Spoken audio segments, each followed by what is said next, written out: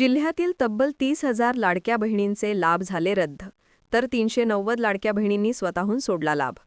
बुलढाणा जिल्ह्यात आजपर्यंत एकूण 6,40,879 महिला मुख्यमंत्री लाडकी बहीण योजनेचा लाभ घेत होत्या. मात्र तपासणीअंती विविध कारणांमुळे 30,304 महिलांचा लाभ रद्द करण्यात आला आहे, तर 390 महिलांनी आपला लाभ बंद करण्यासाठी विनंती केली होती, त्यावरून त्यांचा देखील लाभ रद्द करण्यात आला आहे.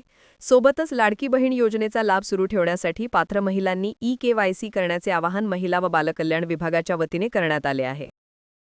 असा प्रकार आहे. गेलं 1 वर्ष झालं तटकरे ताई क्रांतिज्योती सावित्रीबाई फुले बालसंगोपन योजना या योजनेचे पैसे DBT मार्फत डायरेक्टली लेकरांच्या खात्यावर पडणार होते, ते आणखीनही पडलेले नाहीत. मग माझ्या मुलांचं शिक्षण मी थांबवू का?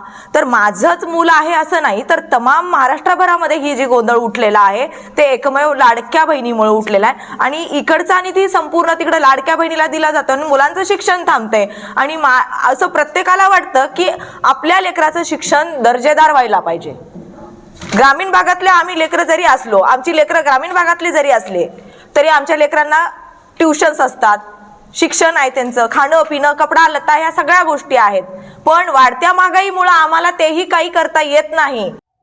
बुलढाणा जिल्ह्यामध्ये क्रांतिज्योती सावित्रीबाई फुले बाल संगोपन योजनेअंतर्गत जो की अनाथ बालक असेल, 0 ते 18 वयोगटातील एकल पालक असेल, तर अशा बालकांना त्यांच्या शैक्षणिक सुविधेपासून वंचित राहू नये म्हणून ही योजना राबवली जाते. या अंतर्गत सद्यस्थितीमध्ये जिल्ह्यामध्ये साधारणतः 6,054 लाभार्थी यामध्ये लाभासाठी पात्र असून त्यांचे 12 ज्या संस्था शासनाकडून आपल्याला मान्यता प्राप्त होऊन आलेल्या आहे, तर त्यांच्यामार्फत त्यांच्यावरती लाभ देण्याबाबत तसेच इतर सामाजिक सर्वेक्षणबाबत कार्यवाही करण्यात येते. इतर लाभार्थ्यांच्या बाबतीत आपलं जिल्हा बाल संरक्षण कक्ष असेल, संरक्षण अधिकारी असेल, तर यांच्या मार्फत नियमित पाठपुरावा करून त्यांना लाभ देण्याबाबत कार्यवाही केली जाते.